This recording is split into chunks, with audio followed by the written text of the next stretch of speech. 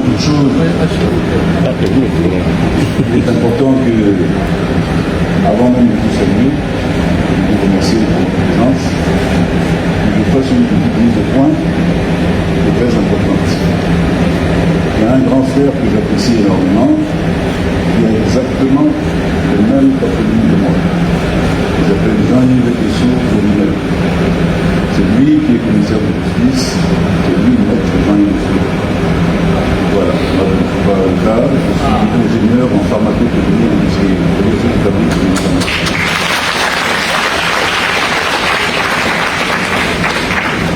Donc c'est très important de bien le préciser. Et le passage de saluer un petit peu de référence et d'analyse. Je suis un petit peu heureux de voir dans la salle des personnalités, des aînés que je connais, des aînés de ma région. En comptant de rentrer dans la salle, l'honorable Hilaire Melech, vraiment merci d'être là. Moi, M.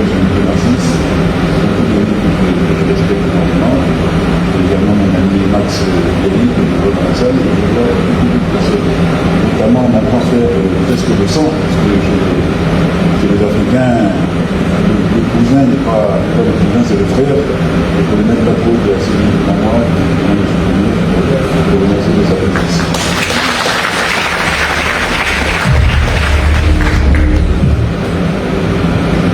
Alors, comme disait le ministre-gouverneur, je n'ai encore une. Donc le maître de cérémonie est allé vite dans le deuil. Comme j'ai l'habitude de faire toujours des surprises, je suis capable de dire le contraire de ce que j'ai annoncé partout ce matin. Donc il faudrait que je puisse m'exprimer clairement avant de faire des conclusions. Alors effectivement, je suis inspecteur au PDCI. Je ne suis pas inspecteur général du PDCI, je suis inspecteur du PDCI. C'est un corps d'inspectorat où j'ai beaucoup donné. Je suis pratiquement l'un des derniers, le plus jeune. J'ai été connu par le président Parfait, le président Désir, pour booster un petit peu l'inspectorat. C'est vos ralentis. Alors, mesdames et messieurs, chers militants, chers amis, Monsieur le ministre-gouverneur, J.C. Kapongo, qui, en 15 minutes d'échange, m'a rassuré sur le fait que j'avais mis trop de temps pour prendre la bonne décision.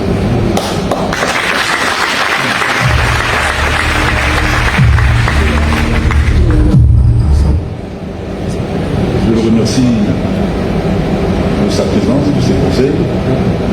Nous sommes adversaires politiques, nous étions adversaires politiques, je n'ai pas encore fini mon propos, donc à la fin de mon propos, ce ne sera plus le cas. Quand on s'est rencontrés, nous étions adversaires politiques, et particulièrement ce monsieur a été massif. Et ça m'a impressionné de voir avec quel recul, quelle hauteur il a échangé avec moi. J'ai fait beaucoup de lettres ouvertes. La seule chose qui m'a sauvé en face de personnes de cette qualité, c'est que mes propos étaient certes tranchants, certes piquants, mais jamais au-delà de la limite de la courtoisie. C'est pour ça que j'ai été à l'aise. J'ai eu la chance d'avoir ces quelques conseils en 15 minutes. Il ne m'en a pas voulu. Il m'a même dit, c'est grâce à toi qu'on redresse notre marche. On m'a fait beaucoup d'honneur. Donc vraiment, je vous demande de le remercier.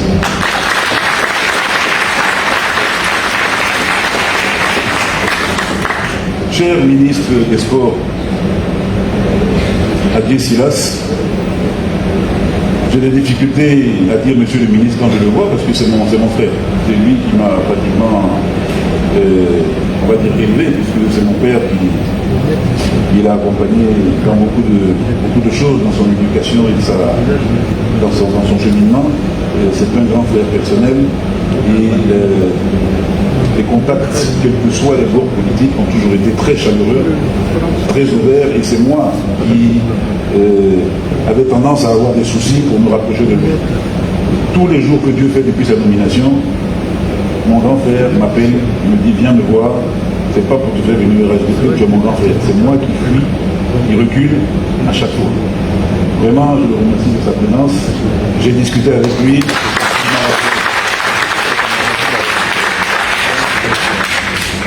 Je salue également les deux personnes qui sont sur la table de séance.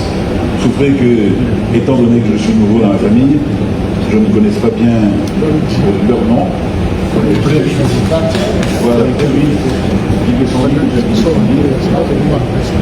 Voilà, voilà. Donc j'apprends très vite et très rapidement. En moins de mois, je connaissais le nom de tout le monde par cœur dans ma famille politique. Mesdames et messieurs, donc chers militants, chers amis, aujourd'hui je prends la parole devant vous avec gravité et sincérité. C'est un moment important dans ma carrière politique et dans mon engagement pour notre chère Côte d'Ivoire. Pendant de nombreuses années, j'ai eu l'honneur de militer au sein du PDCI, un parti historique qui a posé les bases du développement de notre nation. J'ai servi avec loyauté, convaincu que nous portions ensemble un héritage du président Félix Houphouët-Boigny et du président Nicolas Mbeko. Cependant, la politique est avant tout une quête de solutions pour le bien-être de nos concitoyens.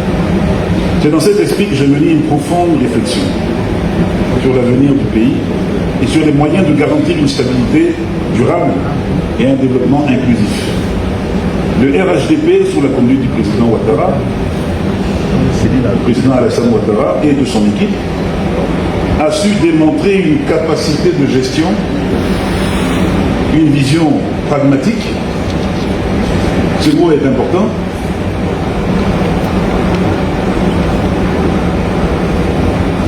Et des résultats concrets qui ne peuvent être ignorés par personne, même si on est le dernier des opposants.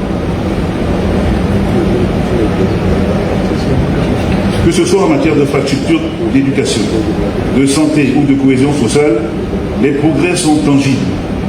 Nul n'étant parfait, il est impératif de soutenir cette dynamique en donnant de son temps, de sa disponibilité, pour continuer à bâtir une Côte d'Ivoire prospère et unie. Le président Alassane Ouattara est une figure emblématique du progrès et du développement en Côte d'Ivoire. Son leadership visionnaire a permis à notre nation de connaître une transformation remarquable dans les plans économiques, social et infrastructurels. Sous sa gouvernance, la Côte d'Ivoire a enregistré une croissance économique soutenue, faisant du pays l'une des économies les plus dynamiques d'Afrique. Grâce à des réformes audacieuses et à une gestion rigoureuse, il a su attirer des investissements majeurs, moderniser les infrastructures et améliorer le climat des affaires. En matière de développement social, il a mis en place des politiques ambitieuses pour renforcer l'éducation, la santé et l'accès aux services de base. Son engagement en faveur de la paix et de la stabilité a permis de consolider l'unité nationale et de faire de la Côte d'Ivoire un exemple de résilience et de prospérité en Afrique de l'Ouest. Son leadership, sa vision et son attachement au progrès font de lui un chef d'État respecté et admiré aussi bien en Côte d'Ivoire qu'à l'échelle internationale. C'est donc en toute responsabilité que j'annonce ici aujourd'hui mon ralliement au RHDP.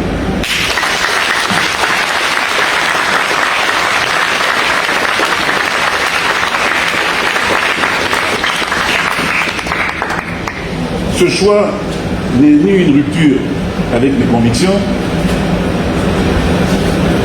ni une entorse à mes engagements, mais plutôt une décision mûrement réfléchie pour contribuer activement à l'édification d'un avenir meilleur pour tous les Ivoiriens. Mesdames et messieurs, chers cadres du RHDP, chers concitoyens, aujourd'hui je prends la parole avec humilité et sincérité pour m'adresser à vous, en particulier au cadre du RHDP que j'ai pu interpeller à travers mes fameuses lettres ouvertes. Dans le cadre de mon engagement politique et de mes prises de position, j'ai parfois exprimé des critiques acerbes qui ont pu être perçues de votre part comme offensantes ou injustes. Mon intention n'a jamais été d'attaquer personnellement des individus. Telle n'est pas mon éducation. Je suis le fils du professeur Essis Martin, pour ceux qui le connaissent. C'est un exemple de probité et de courtoisie d'éducation. Toutefois, je reconnais que certaines de mes paroles aient heurté, blessé ou créé des malentendus. La politique doit être avant tout un espace de débat constructif fondé sur le respect mutuel et l'intérêt supérieur de la nation. C'est dans cet esprit que je tiens aujourd'hui à présenter mes excuses les plus sincères à tous ceux qui se sont sentis offensés par mes écrits et mes propos.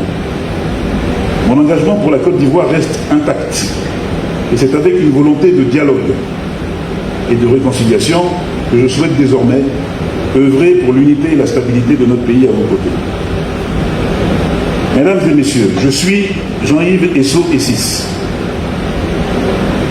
inspecteur du PDCI depuis 2019, nommé par feu le président Bédié, membre du bureau politique du PDCI RDA depuis 2014, donc plus de 10 ans, écrivain, auteur du Vestiaire des lettres, initiateur et auteur de plus de 400 lettres ouvertes aux autorités de ce pays depuis 2017, analyste en sociologie politique, ex-coordonnateur général et fondateur de la coordination des cadres dynamiques du PDCI, créée en juillet 1977, comprenant environ 3000 membres et renfermant 37 délégués et 58 membres du bureau politique. Ex-coordonnateur général et fondateur du premier mouvement tianiste à l'intérieur du PDCI qui s'appelait Concorde Nationale, créé en octobre 2022. Donc un mouvement PDCI de soutien au président Idi Amin Djam qui renferme près de 3500 membres dans toute la Côte d'Ivoire et dans la diaspora. Actuel président fondateur destitué du mouvement tianiste de la société civile Alliance, que j'ai créé moi-même tout seul dans ma chambre avec mon téléphone, un 4 janvier 2024, et j'en suis aujourd'hui destitué. Allez-y comprendre quelque chose. Et renfermant aujourd'hui plus de 10 000 membres en Côte d'Ivoire et dans la diaspora.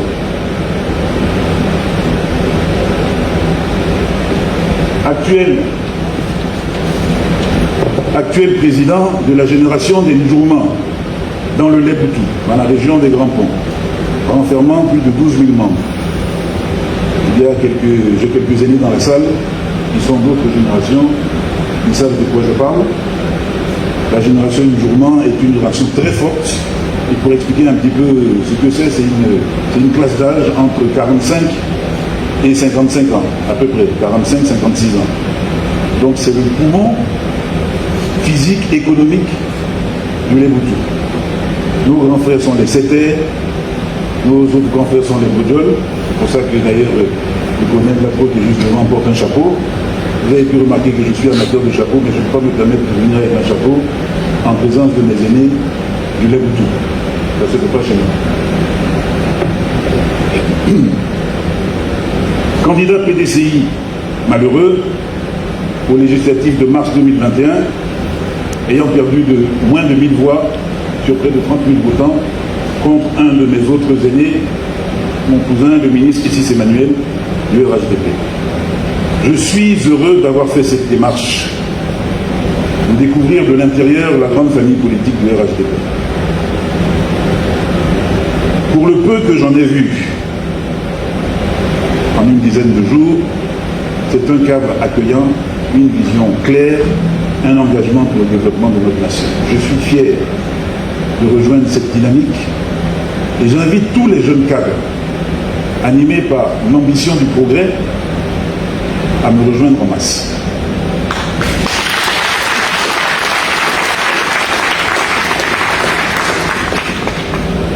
Le ministre Cissé Bakongo me disait, quand on a échangé,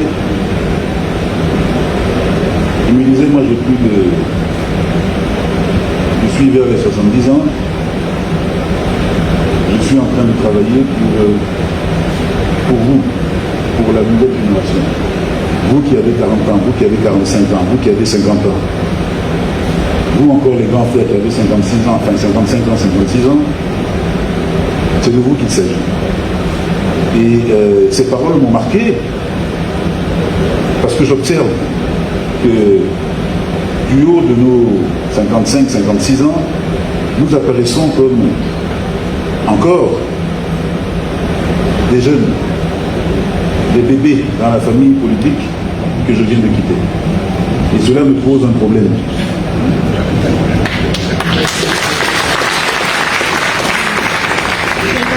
Je suis un père de famille, comme beaucoup qui sont dans cette salle. Marié et père de 8 enfants. Soyons sérieux. Nous traiter comme des enfants me pose un réel problème. Parmi ces enfants, j'en ai 2 qui jouent au basket. Il y en a un, peut-être, si Dieu le veut, qui signera à NBA, qui sont plus grands que moi, de taille. Donc on est un peu vieux, quand même.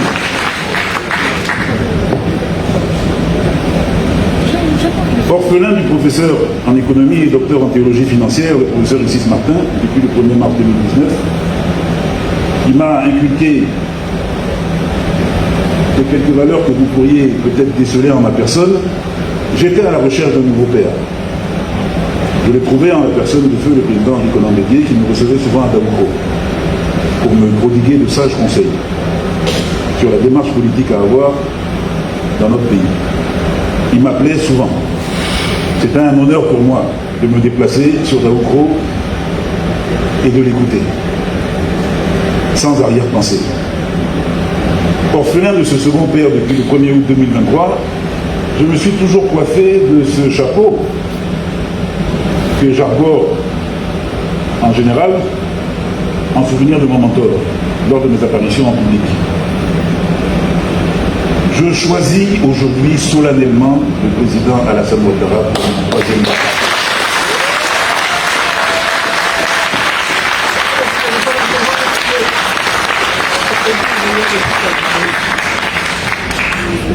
Je le choisis avec bon cœur, avec beaucoup d'humilité.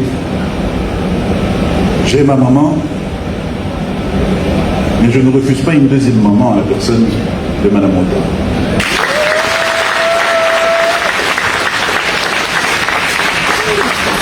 Ensemble, construisant un avenir fort et prospère pour notre pays, nous avons tous un rôle à jouer dans la consolidation de la paix et du développement, et je veux contribuer à cet effort avec responsabilité et respect. Je remercie ceux qui, malgré nos divergences, ont su faire preuve de patience et de compréhension que l'intérêt de la nation guide toujours nos actions et nos paroles. Je remercie mes anciens compagnons, mes nombreux jeunes frères, dont j'ai l'honneur d'être le mentor, et mes nombreux aînés qui m'ont toujours accompagné discrètement dans mon parcours politique au sein du PDC, pour les années de collaboration et de fraternité que j'ai eues avec eux. L'heure est à l'unité et à l'action. J'invite tous ceux qui partagent cette vision à nous rejoindre pour œuvrer ensemble à la consolidation de notre nation. Vive la paix et l'unité nationale, vive le RHDP, vive le président Ouattara et que Dieu bénisse la Côte d'Ivoire.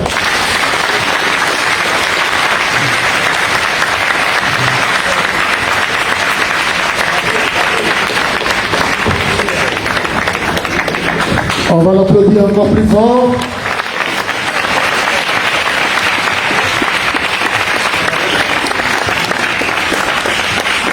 Je reçois la félicitation du secrétaire exécutif et du ministre Adé Silla, membre du directoire, et de Madame la secrétaire de l'Union adjointe, Mme Terrassoua Mafilima, qui souhaite la bienvenue à la famille de Félix. Je vais profiter